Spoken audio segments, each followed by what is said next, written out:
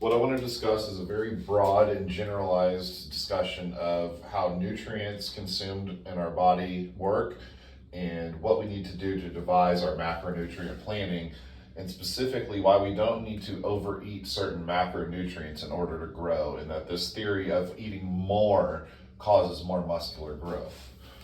So I'm going to start out. When we consume nutrients, we either are consuming carbohydrates, proteins, or fats. When we consume them, these are converted into things in our bloodstream that we then use in our body or store in our body. So for carbohydrates, very simply and broadly saying that they are broken down eventually into glucose, which goes into our bloodstream. Protein is broken down into amino acids. Fats are broken down into triglycerides. However, carbohydrates, which we'll discuss here in a minute, can also be converted to triglycerides. So what happens is whenever we consume carbohydrates, we have this thing called insulin, which is released. Because whenever our blood glucose is high, our body, through the pancreas, releases insulin.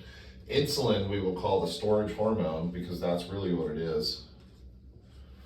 It's going to tell our body to store one of these things in our body whenever it's released into the bloodstream. So we have the bloodstream here.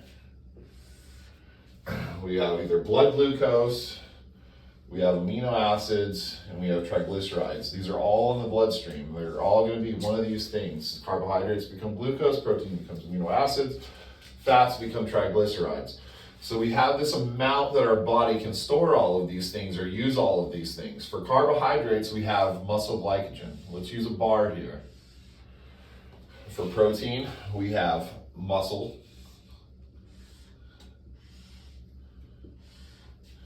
And for fats, obviously, we have stored fat.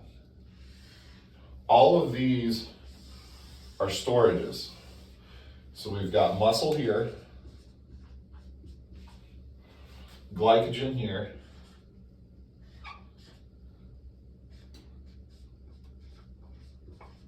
and fat here. Whenever these are in our bloodstream, we have insulin going around telling these things where to go. So our body is going to, if we have glucose in our blood system, insulin is going to try and shuttle glucose into muscle glycogen or liver glycogen. Insulin is going to try and turn amino acids into muscle protein. It's going to turn fat into stored body fat if our body doesn't need those triglycerides for other processes in the body. So we have certain levels here when these things are capped out. So for muscle glycogen, let's just say that there's a range of about 500. This is going to be dependent on age, gender, the amount of muscle you have, the amount of energy you're expending through the day, but we have a certain stored amount, somewhere around 500 grams of carbohydrates that we can store as muscle glycogen. For our muscle protein, we have a certain amount of protein or amino acids that our body will actually use for muscle protein synthesis. And there's a certain amount of that going over that, anything else going over that limit, let's say it's about 200. Once again, this is going to be dependent on age, weight, gender, activity level, because if we're breaking down more muscle, we obviously need a little bit more amino acids for our muscle protein synthesis. If we're burning more glycogen through the day, we need more carbohydrates to replenish that glycogen. For our fat stores, this is going to be, let's say, about 60. This is, once again, all of this is going to be variable based on age, weight, gender, certain activity levels. These are going to be the basis for the biggest variables of changing these numbers right here. So we've got this person now who needs 500 grams of carbohydrates to refill glycogen completely if it's depleted, 200 grams of protein to reach total, not optimal, but total protein synthesis for the day. Anything beyond these limits that I'm talking about is going to be stored elsewhere. And then fat, we have this 60 gram amount for the day that's going to consist of all bodily functions we need. Anything over these amounts is going to be stored right here as body fat. If we have 500 grams of muscle glycogen and we eat 600 grams that day and we depleted all of muscle glycogen, then insulin is going to say, okay, well, let's store this extra 100 grams over here. If we need 200 grams for muscle protein synthesis based on all of these factors and we have 250 grams of protein, once again, the body's gonna say, okay, well, let's store this other 50 grams of protein.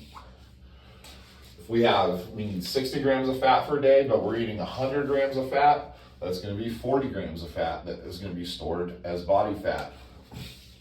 Now, once again, we have to take into account total daily energy expenditure. So if in a day we're burning 3,000 calories and we are consuming 3,500 calories, there's 500 calories there. Where is that going to go? So once again, if we want to know where this 500 calories is going to go, we need to look at what this excess 500 calories is. This excess 500 calories may be 200 calories from carbohydrates, another 200 calories from protein, and then another 100 calories from fat. So we don't need all of this. We've already used all of this, and now this is all we need. There's a certain amount we need.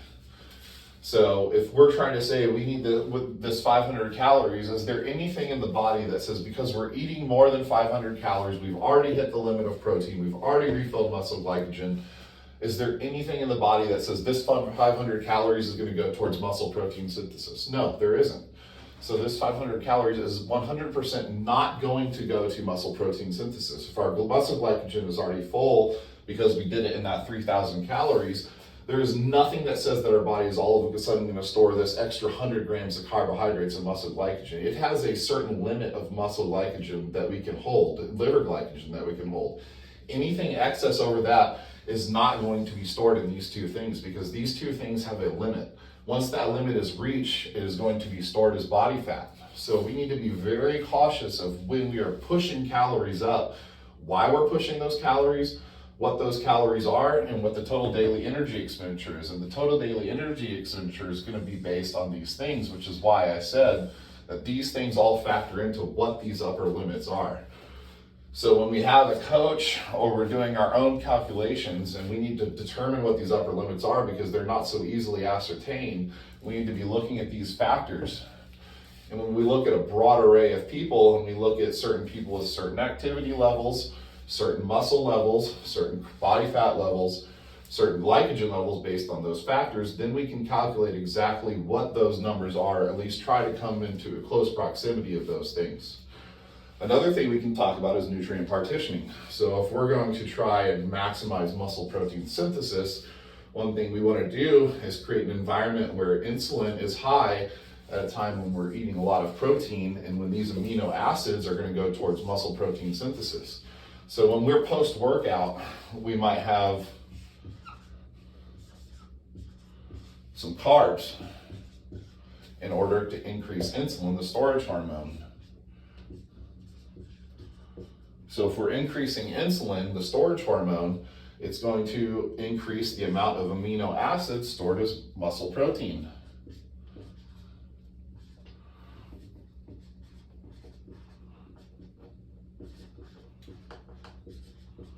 Also, what is going to happen if we have high insulin levels and we're also consuming triglycerides?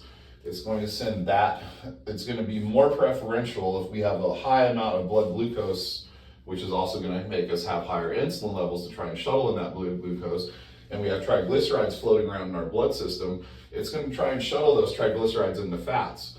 So when we are eating our fats, we want to be very mindful that when we're eating our fats, and we're hopefully not doing that when we have a very high blood glucose level. So sometimes whenever you're in the morning, you have a very low blood glucose because you've been fasting and you don't have much glucose flooding around in the bloodstream, you don't have much insulin being released to shuttle nutrients in. That's why we can have some more fats in the morning, because those fats are going to be used in the bloodstream and we are going to oxidize those triglycerides before they're stored as fat. We don't want to be eating glucose in the morning because then we're going to be increasing the insulin if we're having fats. But if we're doing something like lifting in the morning and we want to be able to get some blood glucose in there so that we can have some energy to draw from, or amino acids, we can do that because all of these things can be used as energy when they're in the bloodstream. So if we want to use triglycerides to have our energy, we can. If we want to use protein to have our energy, we can. If we want to use glucose for energy, we can. But our body is preferentially going to want to turn to glucose for energy if we're having all three of these nutrients. But because we're still using that glucose, we're still releasing insulin. So if we're eating all of these nutrients, they're all going to be stored or used where they need to. So we want to try and optimally keep fats around only what our body needs. Any excess fat we're eating is going to be stored likely as body fat if it's going over our calorie limit. If we're in a deficit, that's a little bit different because we're never reaching this point. We're saying at 2,800, say. We're using all of those 2,800 calories at least for energy in the bloodstream before they get stored as body fat. So when we talk about doing a low carbohydrate diet, one reason we're doing that is we're wanting to use these things as energy, and we're not wanting to have this insulin release, because obviously if we're trying to